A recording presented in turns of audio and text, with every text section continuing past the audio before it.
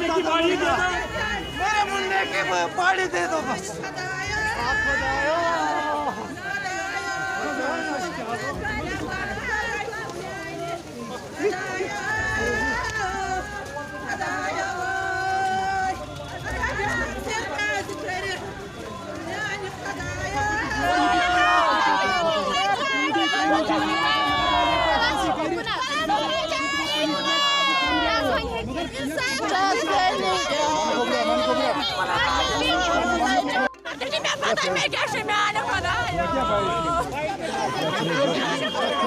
मकान मालिक उसका भी इंटरव्यू आया है, उसका भी बयान आया है कि 2 दिन पहले वहाँ आर्मी कुछ सर्च कर रही थी उस मकान में।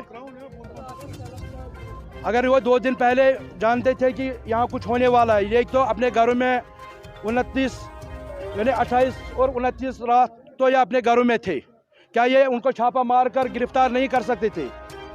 बहरहाल हमें ये तो सारे दुनिया को पता है कि अगर ये अक्ल वाले हैं, सबसे ज़्यादा अक्ल रखते हैं, कम से कम ये भी सोचें कि लोग भी थोड़ा बहुत अक्ल रखते हैं, वो भी सोच सकते हैं कि ये फेक इनकाउंटर है या और कुछ है, कोई और प्लानिंग है इनकी यहाँ कश्मीर में नस्ल कुशी करने की, ताकि ये हमारे बच्चों को ख़त्म करे और अपने बच्चों को यहाँ बसाए। यही मकसद, यही प्रोग्राम है इनका यहाँ।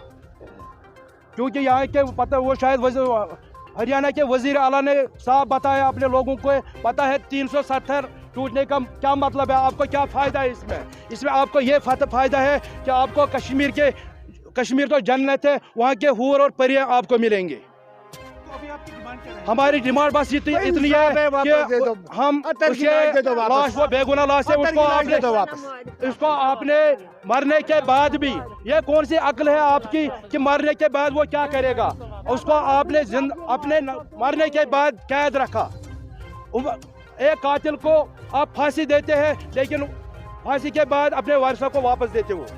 मुजरिम को उम्र कैद सजा देते हो, 14-15 साल के बाद उसको वापस देते हो, उसका उम्र कैद का सजा भी खत्म होता है। ये तो मौसम है, इसका कोई खता भी नहीं है, और खता होने के बावजूद आपने इसको मरने के बाद भी अपने जेल खाने में कितने साल, तो ये भी बताओ कम से कम कितने इसकी सजा कितने सालों की है? इसका देखिए, आप जस्टिफाई नहीं कर सकते। अगर आप इंटरनेशनल लॉज ले लें, आप ह्यूमन राइट्स वॉल्यूशन देख लें, सबसे बड़ी वॉल्यूशन है कि बॉडीज जो है वो प्रॉपर्टी है घर वालों की, आप उन्हें हैंड ओवर क्यों नहीं कर रहे? आखिर आप क्यों डर रहे हैं? एक मुर्दा लाश को देने से आप क्यों डर रहे हैं? वो तो साफ तौर पे बहुत बड़ी ह्यूमन राइट वॉल्यूशन है।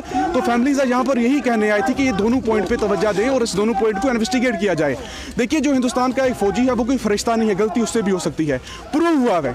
राजौरी के जो 3 नौजवान थे उनको शोपियां में मारा गया, सब लोग जानते हैं। आप एक मीडिया पर्सन, नाम बताइए क्या उसको वो एक्सपोज नहीं हुआ कि वो इनकाउंटर क्या था? यू नो वेरी वेल कि हो सकता है उनसे गलती की हो, वो माने इस चीज को।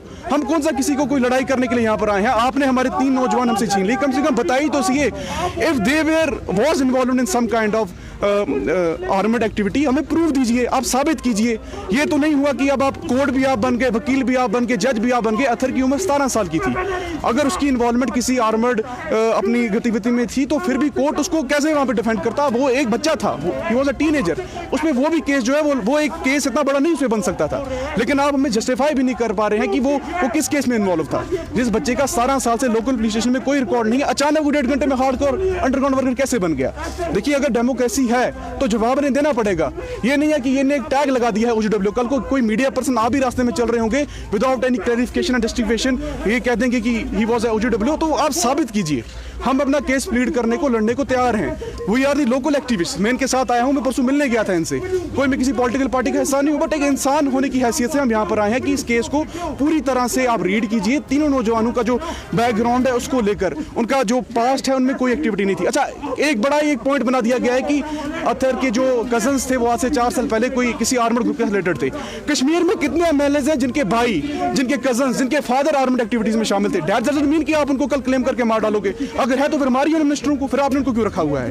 हमारी बेसिकली 2 डिमांड्स हैं टोटली कि केस को इन्वेस्टिगेट किया जाए और बॉडीज को जो वापस किया जाए। Thank you. मुल्क किस तमीर से तरक्की मज इश्तराक तुहंदिस प्रत कदमस पे तुहंद हम सफर कश्मीर टर्बो TMT सरी, चाहे बुनुलीतन या तूफान, महफूज रूजू तो तुहंद मकान पान नयो तुहंद पनुन कश्मीर टर्बो TMT सरी, ट्रस्ट एंड रिलायबिलिटी।